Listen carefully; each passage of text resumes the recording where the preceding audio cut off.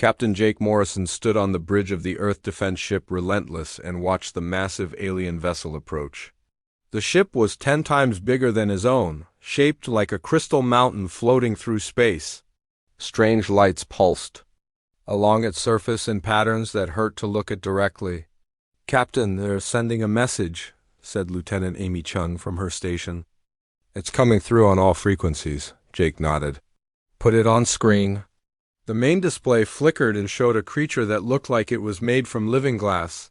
It stood 12 feet tall, with too many arms and eyes that glowed like stars. When it spoke, its voice sounded like wind chimes in a hurricane. "I am Veltar of the Zephyrian Collective. I speak for the Galactic Council. Your species will submit to our authority or face complete destruction." Jake raised an eyebrow. This was their first contact with alien life, and they were starting with threats. "Interesting," the alien continued. "You will surrender 70% of your military vessels. You will provide tribute of your natural resources. You will accept collective oversight of your government. You have 30 of your days to comply." The message ended, leaving the bridge in silence. Jake looked around at his crew. They all had the same expression, not fear, but curiosity mixed with something else. Something that might have been excitement. "Communications, open a channel to Earth Command," Jake ordered. An hour later, Admiral Lisa Kane stood in the great Assembly Hall of the United Nations building. Representatives from every nation on Earth filled the seats, all watching the massive screen that showed the alien message on repeat. Whispered conversations filled the air in dozens of languages. At the center of the hall sat the Galactic Council's delegation. Besides Veltar, there were 5 other aliens, each stranger than the last. One looked like a walking tree made of metal. Another resembled a floating jellyfish with too many tentacles. They had arrived in smaller ships after delivering their ultimatum, expecting immediate surrender negotiations. Admiral Kane stepped up to the podium. She was a small woman with gray hair and steel-gray eyes, but when she spoke, her voice carried to every corner of the hall. "Honored delegates from the Galactic Council," she began, "we have reviewed your generous offer." Veltar leaned forward, his crystalline body chiming softly. The other aliens looked pleased. Finally, these primitive humans were showing proper respect. "We decline," Kane said simply. The hall erupted. Not in panic or fear, but in cheers and applause. The human delegates were on their feet, shouting approval. Camera flashes went off like lightning. News reporters spoke rapidly into their microphones in every language on Earth. The aliens sat in stunned silence. This had never happened before. Veltar rose to his full height, his body blazing with angry light. "You do not understand. We have conquered 847 worlds. Species that resist are destroyed. Your weapons are primitive. Your ships are weak. You cannot possibly win." Kane smiled. It was not a friendly smile. "You're right," she said. "We probably can't win. But here's the thing about humans. We don't really care about winning. We care about fighting." She gestured to a man sitting in the front row. "Dr. Alex Turner, would you explain to our guests what they're dealing with?" Dr. Turner stood up. He was young for a scientist, maybe 35, with messy brown hair and excited eyes. He looked like he was having the best day of his life. "Certainly, Admiral. Honored aliens, you need to understand something about human psychology. Most species fight to survive. They fight because they have to. Humans are different. We fight because we want to." The jellyfish-like alien made a sound like steam escaping. "This is impossible. No intelligent species enjoys warfare." "Oh, but we do," Turner said cheerfully. "We've been fighting each other for our entire history. We've turned warfare into an art form. We study it, we practice it, we dream about it. And we've been wondering for decades what it would be like to fight someone who wasn't human." He pulled out a tablet and showed images to the bewildered aliens. "These are our entertainment. Movies, books, games, all about fighting aliens from space. We've been planning for this conversation for over a century." Veltar's lights dimmed. "You speak of madness." "Maybe," Kane said, stepping forward again. "But it's our madness." "You want to know our answer to your ultimatum?" Here it is. We accept your declaration of war. When do we start? The silence that followed was deafening. The aliens looked at each other with expressions that might have been confusion or fear. In 50,000 years of galactic civilization, no species had ever responded to conquest with enthusiasm. This is not how it works, the tree-like alien said in a voice like creaking wood. You should be afraid. You should beg for mercy. Why? Asked Kane. You're offering us the most exciting challenge our species has ever faced. You're giving us a chance to test everything we've learned about warfare against an opponent we've never fought before. Frankly, this is the best news we've gotten in decades. She turned to address the human delegates. Ladies and gentlemen, I'm declaring a state of total war against the Galactic Collective. All military forces are to prepare for immediate combat. Operations. All industrial capacity is to be shifted to weapons production. All scientific research is to focus on military applications. The cheering started again, louder this time. People were actually celebrating the declaration of war. Veltar backed away from the podium. You are insane. Probably, Kane agreed. But we're your problem now. You wanted to fight us, so let's fight. Just remember, you started this. The alien delegation left quickly, their ships disappearing into hyperspace. They needed to report this impossible development to the collective leadership. On Earth, the celebrations continued. Military recruitment centers saw lines around the block. Defense contractors worked overtime. Scientists abandoned their peaceful research to design new weapons. Captain Jake Morrison received new orders within hours. Prepare for the largest military engagement in human history. As he read the battle plans, he found himself grinning. Finally, humanity had found an enemy worthy of their attention. The galaxy had chosen war, and Earth was delighted to oblige. 3 weeks after the ultimatum, the Zephyrian war fleet dropped out of hyperspace near Mars. Strategic Prime Kethmer stood on the command deck of his flagship, watching the tactical display with satisfaction. 250 vessels, each one capable of destroying a city, arranged in perfect battle formation. Begin scanning for human defensive positions, he ordered his tactical officer. The scans came back quickly, and Kethmer frowned. Instead of the cowering planet he expected, Earth's solar system was buzzing with activity. Hundreds of ships moved between the planets, most of them clearly not military vessels.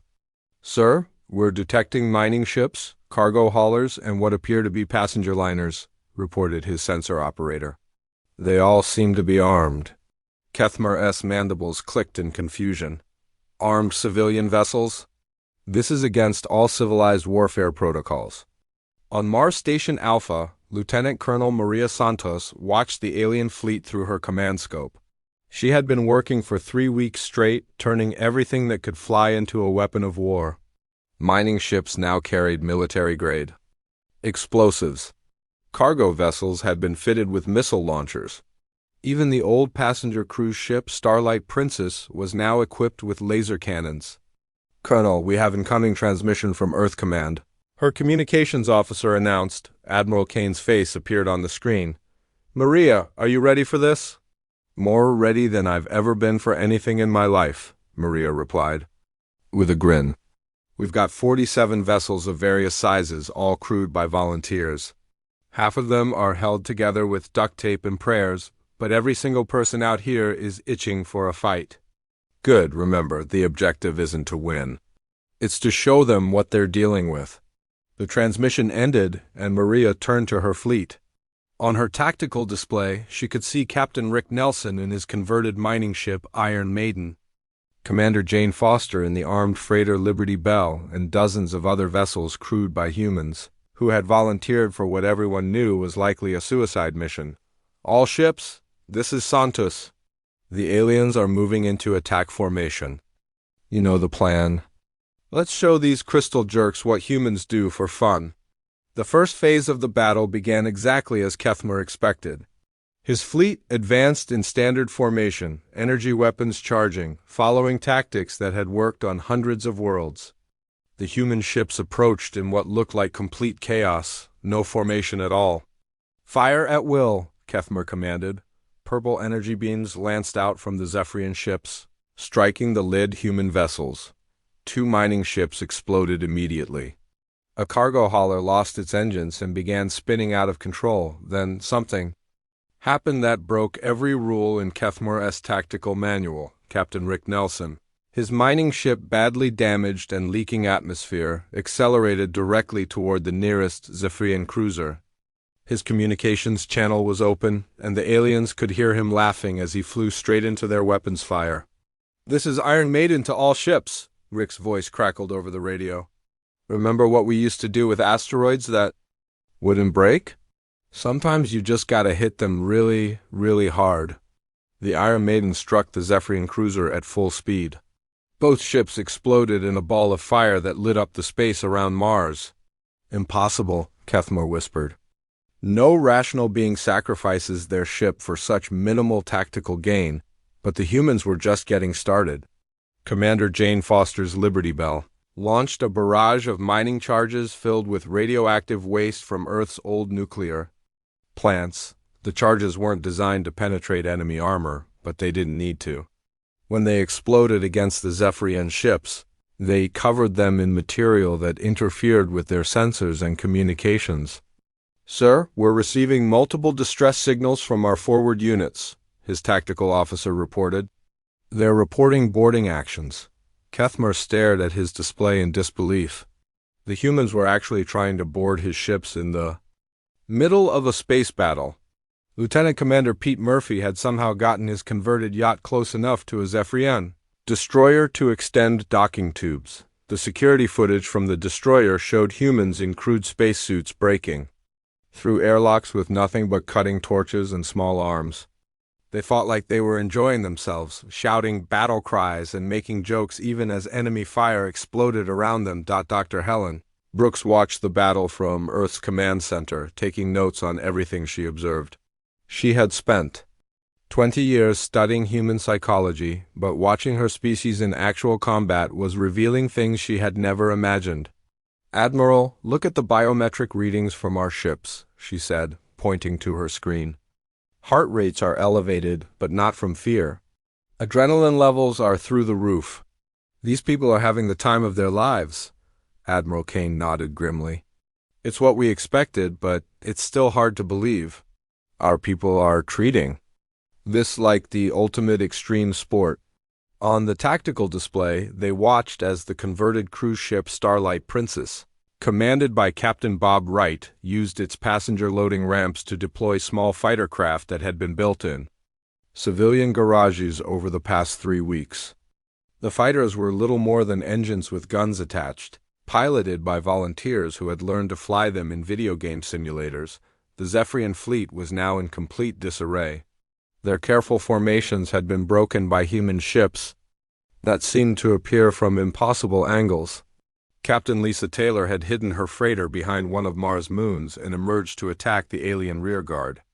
Commander Doug Phillips was using his mining ships or processing equipment to launch chunks of metal at enemy vessels. Kethmore's flagship shuddered as another human ship rammed into its shields. The tactical display showed enemy vessels closing from 17 different directions, some of them clearly damaged beyond hope of survival, but still fighting. "Sir, recommend immediate withdrawal," his tactical officer said. "We've lost 30% of our fleet, and enemy resistance is increasing." Kethmore looked at the display one more time. In 40 years of military service, he had never seen anything like this. The humans fought like they had nothing to lose and everything to prove. They used tactics that no sane species would attempt. They sacrificed their ships and their lives not for strategic advantage, but apparently for the sheer joy of the fight. "Signal retreat," he ordered. "All ships withdraw to hyperspace immediately." As the surviving Zephyrian vessels fled, the remaining human ships didn't pursue.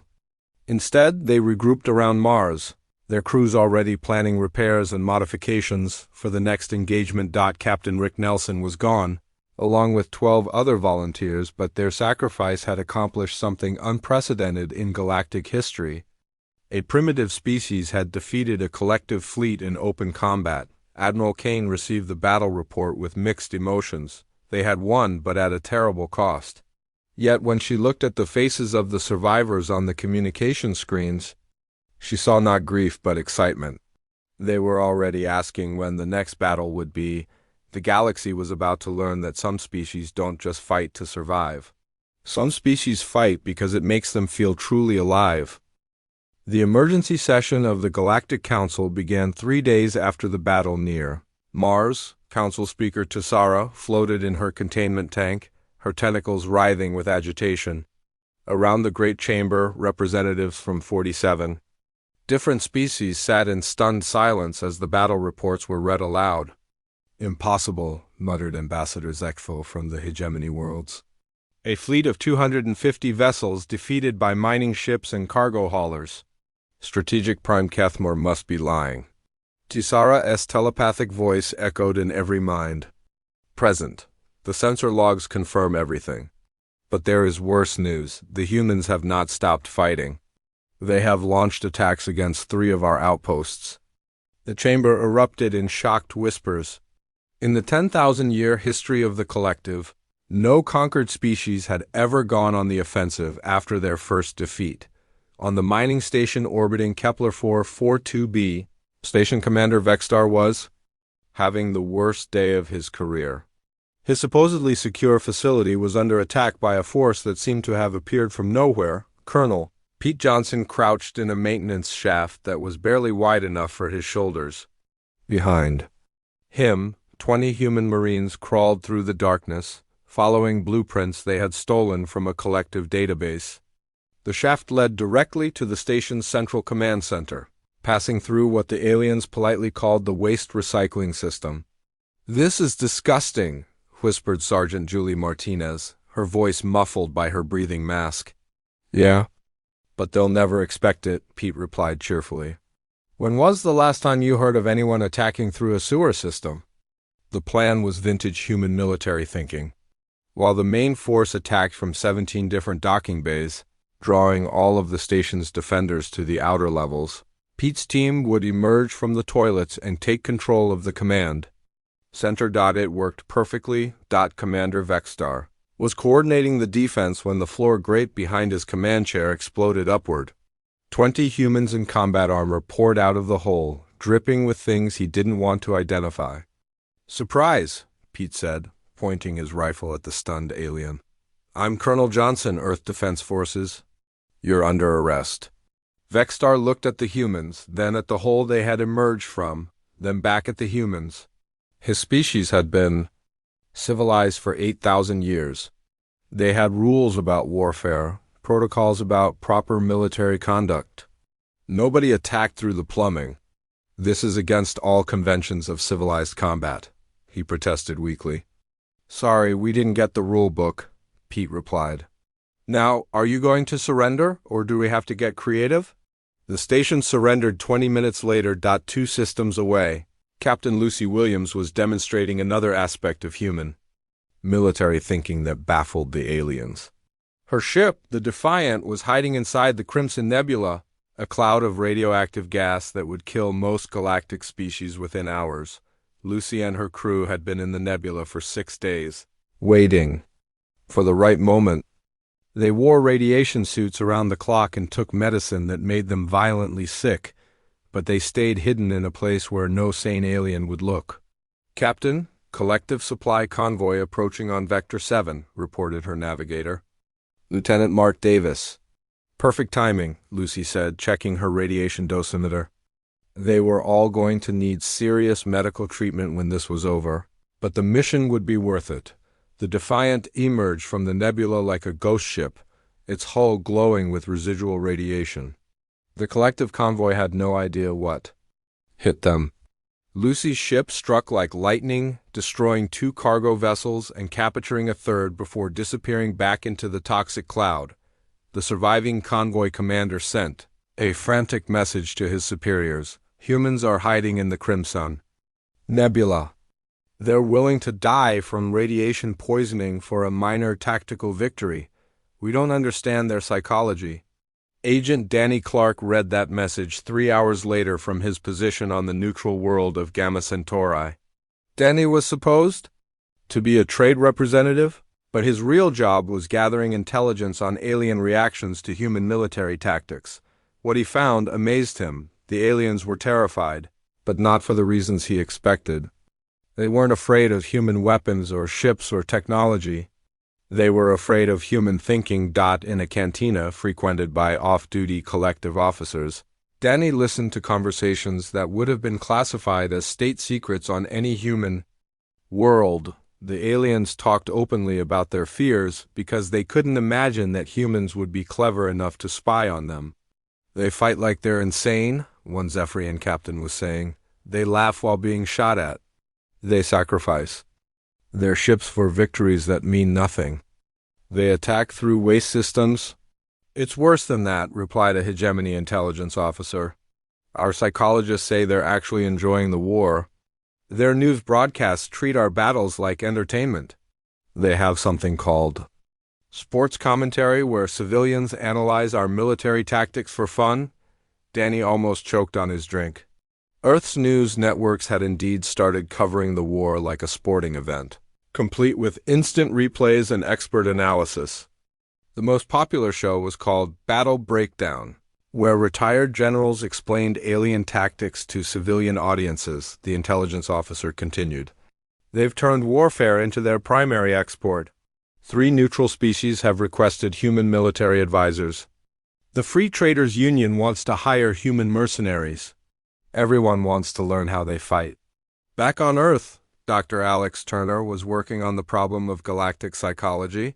His office was filled with alien cultural documents, psychological profiles, and military analyses. What he had discovered would change everything. Admiral, I think I understand why we're winning, he told Lisa Kane during their daily briefing. It's not about superior tactics or better weapons. It's about expectations. Kane leaned forward. Explain. Every species in the galaxy fights the same way, Turner said, pointing to charts on his wall. They follow established protocols. They have rules about proper military conduct. They fight to achieve specific political objectives with minimal casualties. He pulled up footage from the Mars battle. We don't follow any of those rules because we never learned them. We fight like we're playing a game, and games are supposed to be fun. We're willing to take risks that seem insane to them because we don't think of warfare as a serious political tool. We think of it as the ultimate sport. Kane studied the data. So they're not just fighting our military, they're fighting our entire approach to conflict. Exactly. And here's the really scary part for them. We're getting better at it. Every battle teaches us something new about how they think and fight. But they can't learn from us because our tactics don't make sense to their psychology. The proof of Turner's theory came that same day. The collective's regional headquarters on Proxima Station, considered the most secure facility in local space, came under attack by Captain Amy Russell and a task force of converted civilian vessels. The station was designed to withstand conventional military assault. It had shields, armor, defensive weapons, and a garrison of 5,000 troops. What it didn't have was any defense against humans, who treated the assault like an extreme sporting event. Russell's people attacked from every direction at once, including approaches that required them to literally catapult themselves through space in improvised armor. The defenders watched in horror as humans bounced off their shields, laughed about it over the radio, and immediately tried different attack angles. The station fell in 4 hours. Not because of superior firepower, but because the defenders couldn't psychologically process fighting an enemy that giggled while being shot at Dot Station. Commander Tayshuel surrendered when he realized his troops were suffering nervous breakdowns. From trying to fight humans who seemed immune to fear, the message he sent to collective command was simple. We cannot defeat an enemy that thinks warfare is entertainment. Request immediate ceasefire negotiations. For the first time in galactic history, a collective facility had surrendered not because of military defeat, but because of psychological collapse. The galaxy was beginning to understand that humanity's greatest weapon wasn't their ships or their guns, it was their smile. The Void Reapers arrived in Earth's solar system at exactly noon, Greenwich Mean Time, Supreme War Master Krilthak had chosen the timing deliberately. Noon was when most human governments held their daily briefings. He wanted them to see his ships and despair. 200 identical black vessels dropped out of hyperspace in perfect geometric formation. Each ship was a mile long, shaped like a dagger, and completely automated. The Void Reapers had been the hegemony's final answer to rebellious species for 3,000 years. They had never failed to break enemy morale. The Reapers began broadcasting their terror signal immediately. It was a sound designed to trigger fear responses in every known sentient species, transmitted on frequencies that bypassed conscious thought and went straight to the primitive brain. On Earth, most people just found it annoying. Turn off that noise, General Chris Adams told his communications officer. It's giving me a headache. Adams stood in the command center deep beneath Colorado's Rocky Mountains, watching the alien fleet on his tactical displays. Around him, officers and technicians went about their duties with calm efficiency. Nobody looked particularly afraid. "Sir, we're receiving surrender demands from the enemy fleet," reported his intelligence officer. "Same as before?" "Yes, sir." "Submit or be destroyed," Adams nodded. "Send our standard reply?" The message that went out to the Void Reapers was brief. "Thanks for the target practice. Earth Defense Force sends its regards." Admiral Roy Parker received his orders an hour later. He stood on the bridge of the flagship Vengeance, a ship that had started life as a luxury cruise liner before being converted into humanity's most powerful warship. Around him, his fleet was preparing for battle. It was the strangest fleet in human history. Military vessels flew alongside converted civilian ships, private yachts, and what appeared to be racing boats fitted with missile launchers. The crews were a mix of professional military, civilian volunteers, and people who had joined up simply because fighting aliens seemed like the most exciting thing they could do with their lives. "Admiral, all ships report ready for engagement," his tactical officer announced. Parker smiled. "Then let's show these robots what human creativity looks like. All ships, attack pattern chaos. Repeat, attack pattern chaos." The battle began exactly as the Void Reapers expected. The human fleet approached in what looked like random formation, their ships scattered across a wide area. The Reapers moved into standard attack positions and began firing their disintegration beams. 3 human ships exploded immediately. A converted cargo hauler lost its engines and began drifting. A military destroyer took a direct hit and vanished in a ball of fire. Then Sergeant Nina Foster did something that broke the Reapers' tactical programming. Nina commanded a boarding party on the assault ship Crazy Horse, a vessel that had been designed for one purpose: getting close enough to enemy ships to allow humans to cut their way inside. Her ship was already badly damaged, leaking air and spinning out of control, when she made her decision. "All hands, prepare for emergency boarding action," she announced over the ship's intercom. Her crew looked at her like she had lost her mind. The Crazy Horse was dying, its hull cracked in 3 places, and they were still 2 miles from the nearest Void Reaper. "Sergeant, we can't possibly reach an enemy vessel," protested Corporal Mike Chun. "Watch me," Nina replied. She had her engineers rig the ship's medical bay as a giant slingshot, using surgical lasers as cutting tools and the emergency life support pods as projectiles. When the Crazy Horse finally broke apart, 20 humans in improvised armor were launched directly at the nearest Void Reaper. 19 of them missed. Nina didn't. She cut through the Reaper's hull with a handheld plasma torch and found herself inside a ship run entirely by computers. The Reapers had no crew, no organic life at all, just artificial intelligence and robotic systems. Nina began her one-woman war against the ship's computer by doing something the aliens had never seen before. She hacked into the vessel's sound system and made it play Earth music at maximum volume while she fought the repair robots with nothing but hand tools and pure stubbornness. The psychological effect on the other Void Reapers was immediate. Their sensors detected impossible readings from the compromised vessel, a single organic life form moving through the ship while music played at volumes that should have killed any biological creature. Captain Ben Taylor was having similar success, with a completely different approach. His ship, the Lucky Strike, had lost all its primary weapons in the first exchange of fire. Most commanders would have retreated or surrendered. Ben decided to get creative. He ordered his crew to convert the ship's medical bay into a weapon. They used the surgical suite's precision equipment to modify medical lasers into cutting beams, then fired them at weak points in the Reaper armor.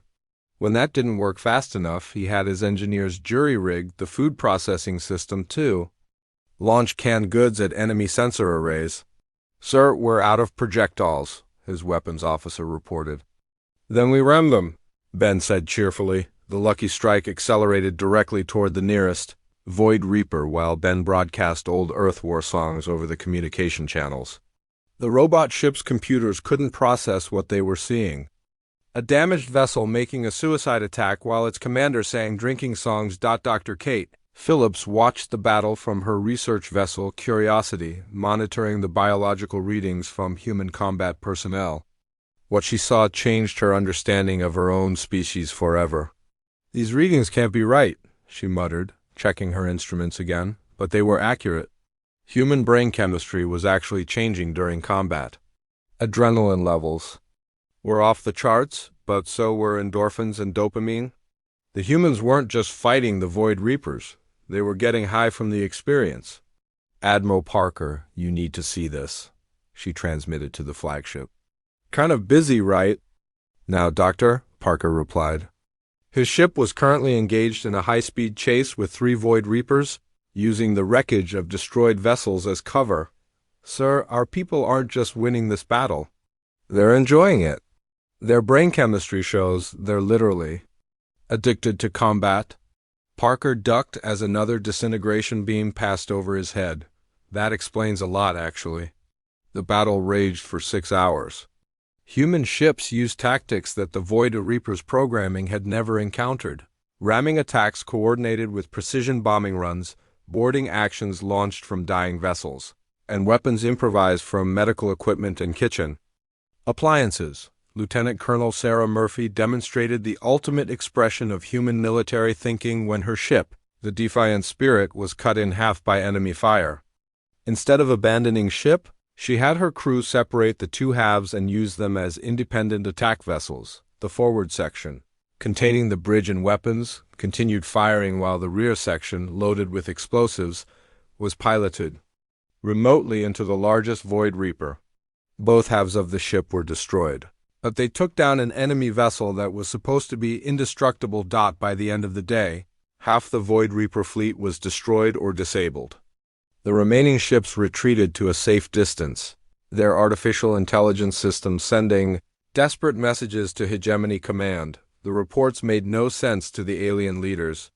The Void Reapers described human tactics as impossible, illogical, and psychologically damaging to observe.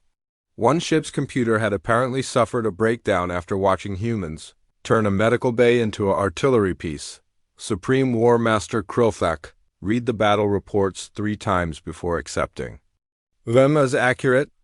The most feared weapons in the galaxy had been defeated by converted civilian ships crewed by beings who treated warfare like entertainment. His final message to the Galactic Council was simple: the Void Reapers have failed. Human resistance is not based on superior technology or numbers.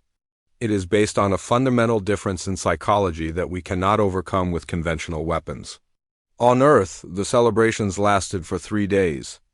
The victory against the Void Reapers proved that humanity could defeat any alien weapon system, no matter how advanced, but more importantly, it proved that the galaxy's greatest military minds still didn't understand what they were fighting. They weren't fighting a human military. They were fighting human nature itself.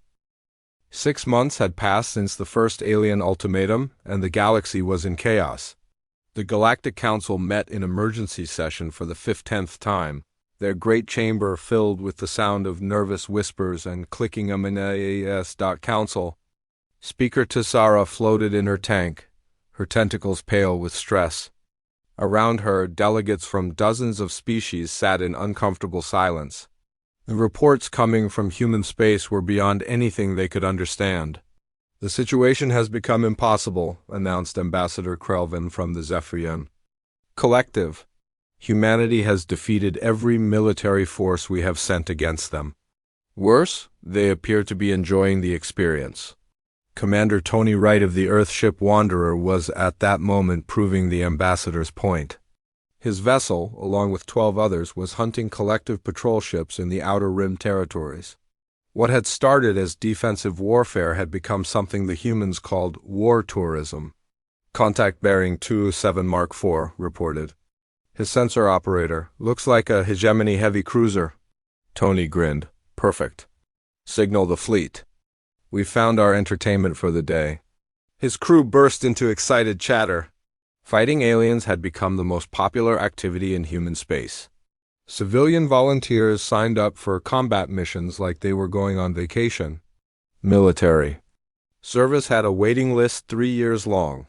The hegemony cruiser Dominant Will was patrolling what its captain thought was secure space when the human ships appeared. Captain Vexthal watched in horror as 13 vessels approached from different directions, their crews actually broadcasting music and laughter over open communication channels. Sir, they're not following any standard attack pattern, his tactical officer reported. They appear to be dying. Vexthal had read the reports about human military tactics, but seeing it firsthand was different.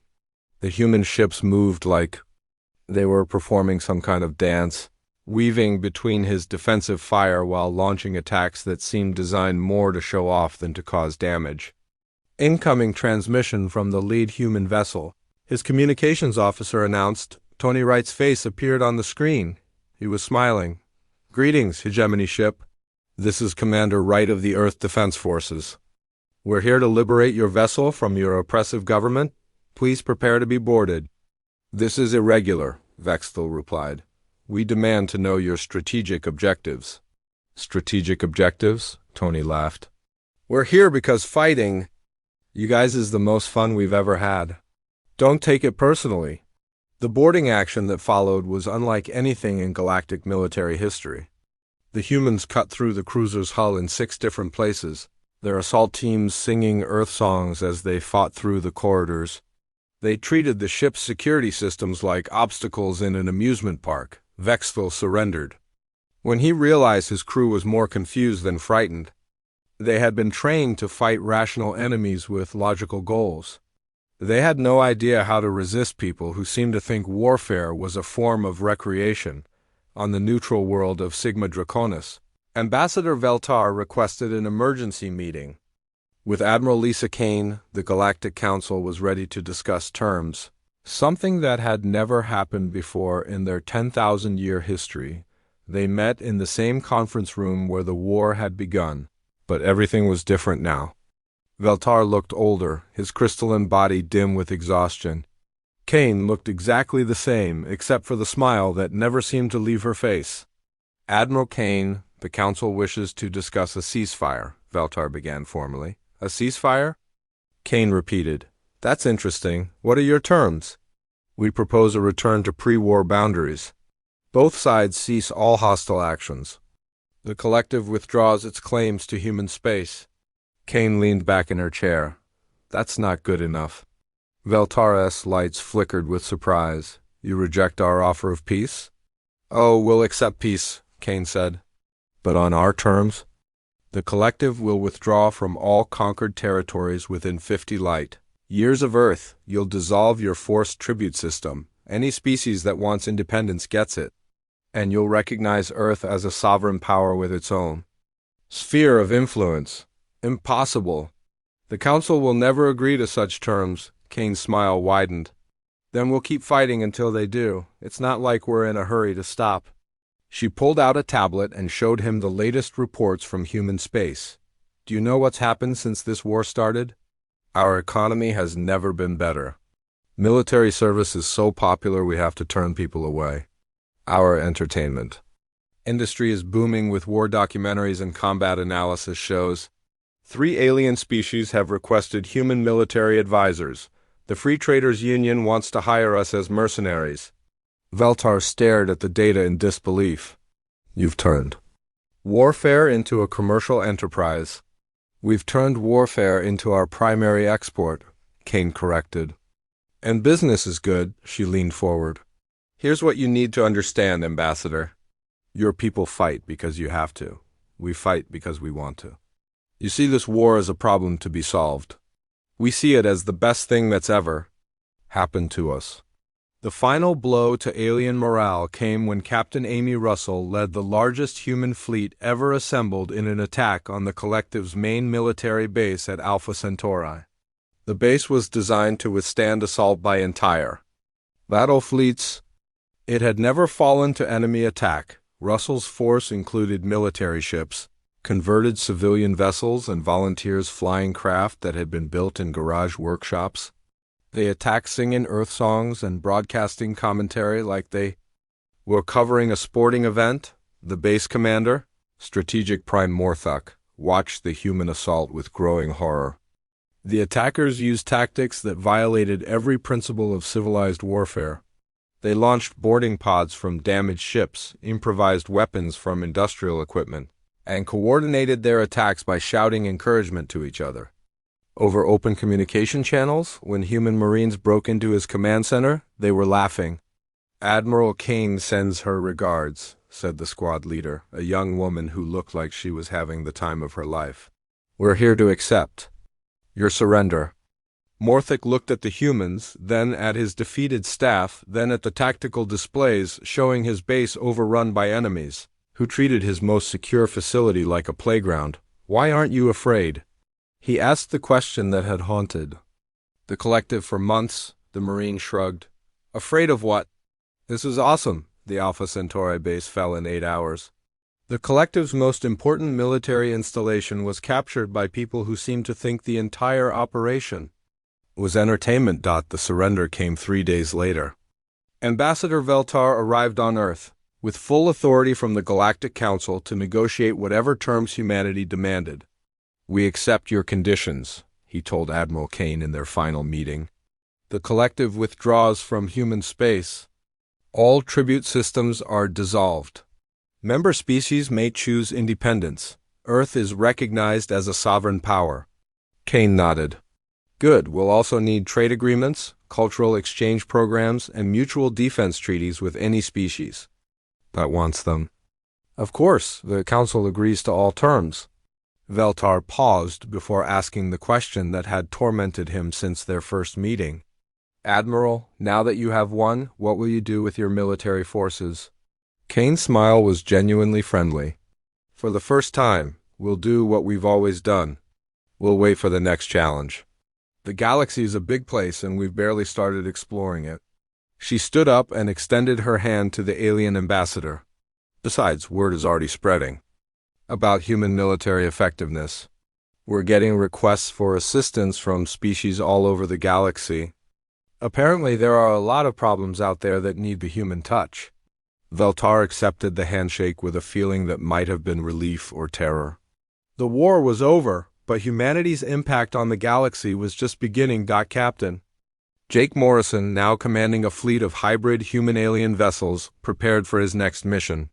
His crew included volunteers from 17 different species, all eager to learn humanity's approach to problem-solving. On Earth, children played a new game called Galactic War, using toy spaceships and recreating the battles their parents had fought. They laughed as they played. Already dreaming of their own adventures among the stars, the galaxy had chosen war, and Earth had grinned because it was exactly what they had been hoping for. Now, the universe would learn what happened when humanity decided to share their unique perspective on conflict resolution with their new neighbors. The war was over, but the real adventure was just beginning.